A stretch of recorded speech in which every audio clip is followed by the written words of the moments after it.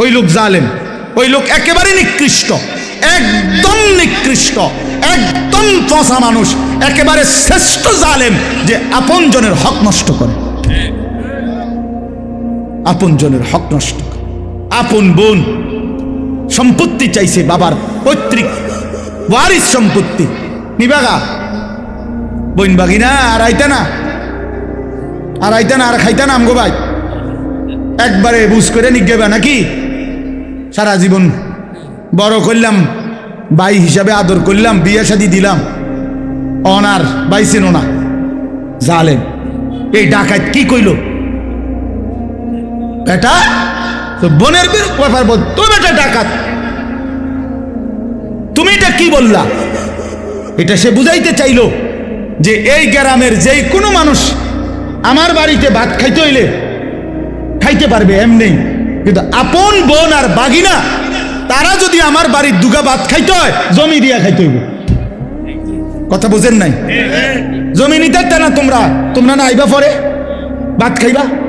কত বড় নিকৃষ্ট জালেম বেটা! তোর গ্রামের কত মানুষ তোর ঘরে খায়, কই তারা তোর জমি দিয়া খাইছে? তো তুমি আপন বোনের বেলায় এটা কইলা কেন? আপন বোনের বেলায় এটা বললা কেন? আপন বোনের হক দিলা না কেন? কার জন্য আটকাইলা? ওই ছেলে মেয়ের জন্য? ওরা তোমারে মনে রাখবে? এই সম্পত্তি তোমার থাকবে? তো কি বাবা, কি ফায়দা হইল বলেন? বলেন, এক বিগত জায়গা ছেড়ে দিলে আপন ভাইয়ের বাড়ির রাস্তাটা হয়ে যায় না? দিত না? এই গাছ কান কাট চালাইলে এদের রাস্তাটা আইসা পড়ে না? দিত না? কেন? অসুবিধা কি? মনে করেন আমনে রে, সে তো আমার ভাই, আল্লাহর জন্য দুনিয়া একটু ছেড়ে দিলে কি হয়? দুনিয়া এমনি ছাড়তে হবে না? কথা বলেন না কেন? আপনিও থাকবেন না, দুনিয়াও থাকবে না, এটা সত্য কিনা বলেন? একদিন আমিও থাকবো না, একদিন এই পৃথিবীও থাকবে না। কাল্লা ইদা দুক্কাতিল আরদু দাক্কান দাক্কা, আল্লাহ বলে সাবধান বান্দা, মনে রেখো আমি কিন্তু এই জমিন পাথরের মতো চূর্ণ বিচূর্ণ করে ফেলব, পাউডার বানায় ফেলব।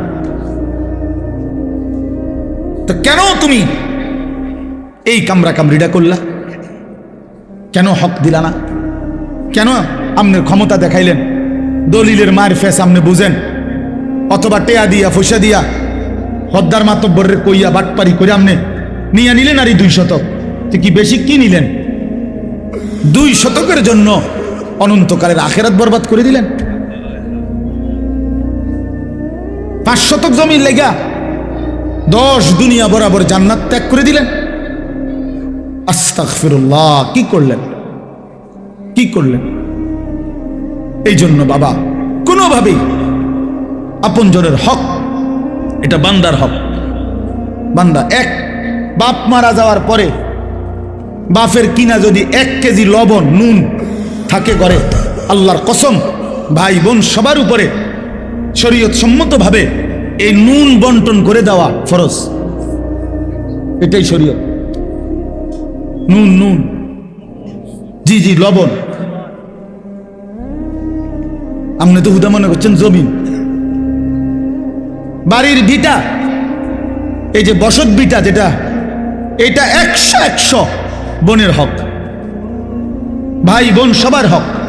যেই জালেমরা আপন বোনকে বসত ভিটার থেকে বঞ্চিত করছে, ওরা জালেম, ওদের জন্য জাহান্নাম অপেক্ষা করছে। এটা নিজেরা কোত্থেকে এই গাঁজাখুরি কথা কোত্থেকে বানাইছে জিজ্ঞাসা করো। বলেন মিয়া, এখন প্রতিবাদ করেন। আমি আর কোনোদিন আসতাম না আপনার এলাকা। কি হইছে? কথা বলেন না। আর কোনোদিন নারে আসলাম না। আর কি আপনি বাঁচবেন কয়দিন, আমি আর বাঁচবো কয়দিন?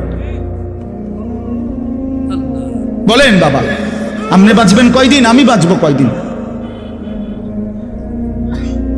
কে বানায় নিল এই কথা যে আপন বসত বিটায় বোনেরা পায় না? এত বড় মিথ্যা কথা, গাঁজাখুরি কথা আসমানের নিচে জমিনের উপরে পৃথিবীর কোনো কিতাবে নাই। এই সমাজের বানানো কথা এটা। আমি আমার বোনের সম্পত্তি যখন দিছি, এই বসতের কসম আল্লাহ, আমার বোন অবাক। 3 বোন, 3 বোন। বোনেরা আমার বড় বোন কিতারে কস ভাই, এ কথাতে জীবনে প্রথম শুনলাম। আমি বলি 100 বোন, বাবার এই পৈতৃক যে ভিটা, এখান থেকে আপনারা আপনাদের অংশ নিয়ে যান। আপনি যদি বিশ্বাস না হয়, কারো দরকার আমার বোনের নাম্বার দেই, কালকে ফোন দিয়ে। হ্যাঁ চলেন, খামখেয়ালি মনে করছেন দুনিয়া? আপনিও মরে যাবেন, আমিও মরে যাব, দুনিয়াও থাকবে না, আমিও থাকবো না, তো হিসাব দিতে হবে না? কথা বলেন না কেন? তো কি মনে করছেন আখেরাত? 1.25 লক্ষ আম্বিয়া যে আখেরাতের হাসরের ময়দানের ভয়ে কানছে মিয়া, সেই মাঠের নাম হাসরের মাঠ। 1.25 লক্ষ নবী, আদম থেকে রসুল সাল্লাল্লাহু আলাইহি সাল্লাম পর্যন্ত হাসরের মাঠের ভয়ে কানছে। রব্বি লা তুখজিনি ইয়াওমা ইউবাসুন ইয়াওমা লা ইয়ানফাউ ওয়ালা মালুন ওয়ালা বানুন। এই যে ইব্রাহিম নবী বলছে, আল্লাহ হাসরের ওই কঠিন ময়দানে আমি ইব্রাহিম রে বেইজ্জতি করেন না, দোয়া করছি। আপনার কাছে হয়তো মনে হইবে এখন, হুজুর ইডি কইয়া ওনার ফেস লাগাইলো সমাজটার মধ্যে। হ্যাঁ হ্যাঁ, আমি এক জায়গায় বিয়ের সুন্নত তরিকা বলছি, আর হুজুর অনিডি নতুন করে কইয়া ফেস লাগাইলেন। রাসূলুল্লাহ সাল্লাল্লাহু আলাইহি সাল্লামের সুন্নাত বিবাহ কিভাবে হবে এটা আমি বলাতে বললো যে এটা ফেস লাগাই না, কথা কইেন না, যেমনি চলছে এমনি চলতে দেন। যে বেটা বলছে বেটার এখানে টাই পরা, স্যুট পরা, পরে আমি বললাম আঙ্কেল অবশ্যই আমি ফেস লাগানো ঠিক হবে না, এই জন্য আমি দয়া করে বিয়েটা পড়াইলাম না, আমনে মেহেরবানি করে বিয়েটা পড়ান। বাবুরে আমি দুগা ভাত খেতে মাইছি, ভাত আল্লাহর রহমতে খাইছি, খানা শেষ হয়ে গেছে, আমি যাই। এইবার হুজুর আমরা কি আর এটি পারি? আমি এতক্ষণ পণ্ডিতি করলেন কেন বেটা ফাজিল? কথা বলেন, আপনি না কইলেন, আমি আমারটা কইলে ফ্যাঁস লাগবে সমাজে, তো আপনারটা করেন, আপনি বিয়ে পড়ো, আমার সমস্যা, আমি তো ভাত খাইছি, দইও খাইয়া লাইছি, আমার বুঝ হয়ে গেছে, আমি যে খানার বুঝ পাইছি তো সারছে তো। হ্যাঁ, এই জন্য বাবা আমি হয়তো একটু শক্ত বলে ফেললাম, আর কি ওজনে কম দেওয়া, কাউকে ঠকানো, এটা একটি নিকৃষ্ট অপরাধ, এর জন্য জাহান্নাম। কোরআনুল কারীমের মধ্যে পৃথিবীর ইতিহাসে আল্লাহ তাআলা বহু নবীর সম্প্রদায়কে আল্লাহ তাআলা আযাব দিয়ে একবারে চিরতরে ধ্বংস করে দিয়েছেন পুরা জাতি, এমন ইতিহাস কোরআন শরীফে আছে। নূহ আলাইহিস সালামের জাতি, হযরত হুদ আলাইহিস সালামের জাতি, হযরত লূত আলাইহিস সালামের জাতি, হযরত সালেহ আলাইহিস সালামের জাতি, হযরত শুআইব আলাইহিস সালামের জাতি, বিশেষ করে এই 5টে কওম উল্লেখযোগ্য, যাদের পুরা কওম আল্লাহ তাআলা নাফরমানির কারণে আল্লাহ তাআলা চূড়ান্ত আযাব দিয়ে ছোট বড় কোলের বাচ্চা পেটের বাচ্চা সব শেষ করে দিয়েছে, একসাথে শেষ। এই জাতির প্রত্যেকটার অগণিত অপরাধ ছিল, এর মধ্যে উল্লেখযোগ্য বিশেষ বিশেষ কোনো একটা অপরাধ ছিল, এক এক কওমের এক একটা। এর মধ্যে শুআইব আলাইহিস সালামের জাতি, যেটা কওমে শুআইব, এই হযরত শুআইব আলাইহিস সালামের জাতি, আল্লাহ তাআলা এই জাতিকেও ধ্বংস করে দিয়েছে। আসমানি এক ফেরেশতা আইসা আল্লাহর হুকুমে ফজরের ওয়াক্তে শুআইব আলাইহিস সালামের জাতির এলাকায় একটা বিকট চিৎকার দিছে, এক আওয়াজে পুরা কওম ফাসবাহু ফি দারিহিম জাসিমিন, সকলেই তাদের নিজ নিজ ঘরে উপুর হইয়া পইরা ওইখানেই মারা গেছে। এই অবাধ্য জাতি শুআইব আলাইহিস সালামের কওম, তাদের বড় অপরাধ ছিল, মেইন অপরাধ ছিল তারা ওজনে কম দিত। কোরআন শরীফে আছে, এই নবীর শুআইব আলাইহিস সালাম তাদেরকে শত শতবার, হাজার হাজার বার, লক্ষ লক্ষ বার বলছে, লা তানকুসুল মিকিয়াল, আমার জাতি ওজনে কম দিও না, ওয়া আউফুল কাইলা, তিনি বলছে হে আমার জাতি ওজন পূর্ণ করে দাও, ওজনে কম করো না। ইন্নী আখাফু আলাইকুম আযাবা ইয়াউমিন আযীম, আমি তোমাদের উপরে বড় ভয়ানক আযাবের ভয় করছি। তোমরা যেভাবে মানুষকে ঠকাচ্ছ, চিরেই তোমাদের উপরে বড় সড়ো আযাব আসবে। এই কথা কোরআনে আছে, উনি বারবার বলছে, কিন্তু নাফরমান জাতি পাত্তা দেয় না। একদিন সত্যি সত্যি আল্লাহ তাআলা ফেরেশতা পাঠিয়ে বিকট চিৎকার দিয়ে ফেরেশতার এক আওয়াজে পুরা জাতি শেষ। আর ভোরবেলা তারা কেউ আর জাগে নাই। তাহলে আমার বলার উদ্দেশ্য হলো এটা, ওজনে কম না দেওয়া। অসংখ্য ব্যবসায়ী এই তার পণ্যের মধ্যে ওজনের মধ্যে কম দেয়, ঠকায়। এটা একটা নিকৃষ্ট পাপ, জুলুম। এই ব্যক্তির জন্য জাহান্নাম।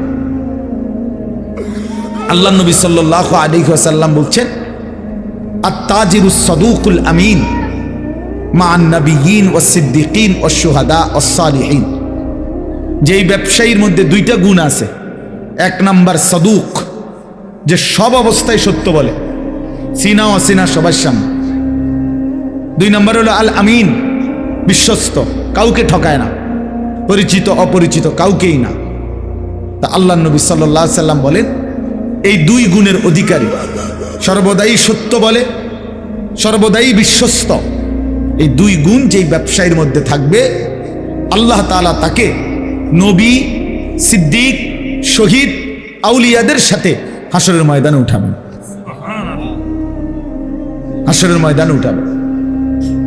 তাহলে এটা বোঝা গেল, হালাল ব্যবসা এবং সৎ আমানতদার ব্যবসায়ী অনেক দাম, অনেক দাম। আর এর বিপরীতে প্রতারক, যে ঠকায়, ধোকা দেয়, সে রাসূলুল্লাহ সাল্লাল্লাহু আলাইহি সাল্লামের অন্তর্ভুক্ত নয়, উম্মত নয়। হাদিসে কথা স্পষ্ট আছে। নবী সাল্লাল্লাহু আলাইহি সাল্লাম একদিন মদিনার বাজারে কোনো একজন ব্যবসায়ীর গমের স্তূপ, গম স্তূপ দিয়ে রাখছে বেস্তুবিল্লাহ। আল্লাহ নবী সাল্লাল্লাহু আলাইহি সাল্লাম সামনে গিয়ে দেখলেন উপরে সবগুলো গম শুকনা। নবীজি সাল্লাল্লাহু আলাইহি সাল্লাম ভিতরে হাত ঢুকাই দিলেন। হাদিস এটা, হাত ঢুকাইয়া ভিতর থেকে গম বাহির করে আনলেন যেগুলো ভিজা। তো আল্লাহ নবী সাল্লাল্লাহু আলাইহি সাল্লাম বললেন, এই যে তুমি উপরে সবগুলো শুকনা গম দিয়া ভিজাটাও চালায় দিবা, এটা তো তুমি ধোকা দিলা। গ্রাহককে কি দিলা? ধোকা দিলা। ভিজা আর শুকনার দাম বরাবর না। তো আল্লাহ নবী সাল্লাল্লাহু আলাইহি ওয়াসাল্লাম স্পষ্ট বলছেন, মান গাশশানা, এই তখন বলছে কথাটা, মান গাশশানা ফালাইসা মিন্না, যে কাউকে ধোকা দেয় সে আমার উম্মতের অন্তর্ভুক্ত নয়।